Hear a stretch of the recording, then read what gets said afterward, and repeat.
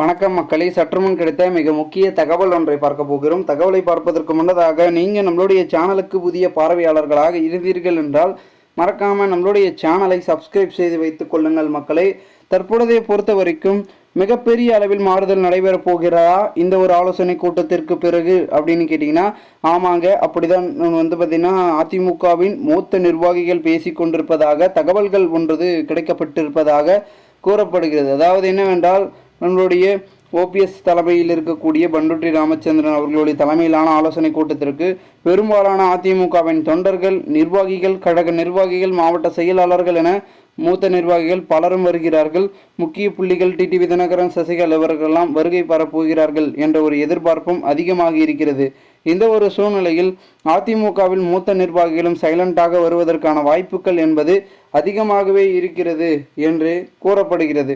இந்த ஒரு சூழ்நிலையில் தற்போது இந்த ஒரு ஆலோசனை கூட்டத்திற்கு பிறகு பல முடிவுகள் எடுத்து அதனை உடனடியாக நடைபெற்றுவதற்கான வாய்ப்புகள் இருக்கு. அதன் மூலமாக அதிமுகவின் தற்பொழுது தலைமை தாங்கி கொண்டிருக்கும் எடப்பாடி பழனிசாமி அவர்களுடைய தலைமை என்பது மாறுபடுமா அப்படின்ற கேள்விகள் அதிகமாக இருக்கிறது என்றே நாம் கூறலாம். ஏனென்றால் தற்சமயம் வரைக்கும் மிகப்பெரிய அளவில் பேசும் பொருளாக இருக்கக்கூடிய எடப்பாடி பழனிசாமி அவர்களுடைய தலைமை தற்போது மாற்றணும் அப்படின்றத ஒரு நோக்கத்திற்கு வந்திருக்காங்க. இன்னொரு பக்கம் ஒன்றிணைக்கணும், அதிமுகவை ஒன்றிணைந்து வழிபடணும், அப்போதான் கரெக்டாக இருக்கும். ஒவ்வொருத்தரும் ஒவ்வொரு பக்கம் போயிட்டு இருந்தா அதிமுக கட்சி அப்போ யார் தான் காப்பாற்றுறது அப்படின்றத சொல்கிறாங்க.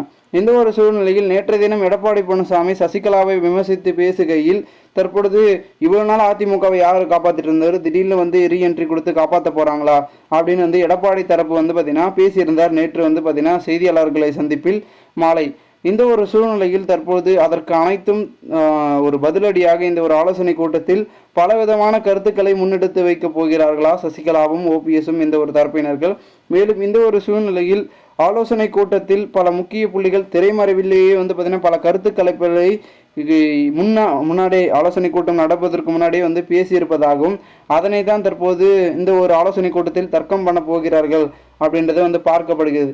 ஏன் இந்த ஆலோசனை கூட்டம் ரொம்ப முக்கியமாக பார்க்கப்படுகிறதுனா, இதன் மூலமாக தான் அதிமுக அடுத்த கட்டம், அடுத்தபடியான பார்த்தீங்கன்னா தலைமை, அடுத்து 2026 தேர்தல், இந்த 2024 இடைத்தேர்தலாக இருக்கக்கூடிய விக்கிரவாண்டி தேர்தல், இது எல்லாம் ஏன் புறக்கணிச்சாங்க, எதனால் அதிமுக தோல்வியில் போகுது, என்ன நடந்துட்டு இருக்கு, அதிமுக மீண்டும் என்ன பண்ணணும் அப்படின்னு பலவிதமான பார்த்தீங்கன்னா திட்டங்களையும் பிளான்களையும் போடக்கூடிய ஒரு கூட்டமாகத்தான் இது இருக்கு. இதில் எல்லாருடைய கருத்துக்களையும் முன்வெடுத்து வைக்கலாம், எல்லாருடைய கருத்துக்களையும் நாங்கள் செவி சாட்சி கேட்டு அது எல்லாத்தையும் பார்த்தீங்கன்னா செயல்படுத்த போகிறோம் அப்படின்றத ஓபிஎஸ் தரப்பினர்களுடைய ஒரு சில கருத்துக்களாக இருக்கிறது. ஸோ இந்த ஒரு சூழ்நிலையில் இதையெல்லாம் பண்ணணும் அப்படின்னு கேட்டிங்கன்னா பல முயற்சிகள் எடுத்தாக்கணும். அது எடுப்பார்களா, என்ன பண்ண போகிறாங்க அப்படின்றது மிகுந்த ஒரு எதிர்பார்ப்பை அதிகரிக்கப்பட்டு இருக்கிறது அப்படின்னே நம்ம சொல்லலாம். மேலும் இந்த ஒரு சூழ்நிலையில் அனைத்து இந்திய அண்ணா திராவிட முன்னேற்ற கழகத்தின் தலைமையிலான அரசாங்கம் தற்பொழுது பெருமிதத்தை தேடுமா, இல்லை எடப்பாடி பழனிசாமி இந்த ஒரு கூட்டத்தை பார்த்தீங்கன்னா பிறகு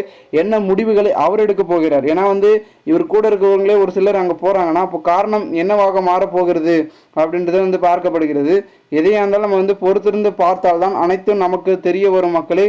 மேலும் இந்த ஒரு தகவலை குறித்த பொதுமக்கள் உங்களுடைய கருத்துக்களை மறக்காமல் கமெண்ட் மூலமாக நீங்கள் தெரிவிக்கலாம். மேலும் இது போன்று நீங்கள் அரசியல் சார்ந்த நிகழ்வுகளாம் தினசரி நீங்கள் தெரிந்து கொள்ள நம்மளுடைய சேனலை சப்ஸ்கிரைப் செய்து வைத்துக் கொள்ளுங்கள் மக்களே. நாம் அடுத்தடுத்த வீடியோவில் சந்திக்கலாம். அதுவரை உங்களிடமிருந்து விடைபெறுகிறேன். நன்றி.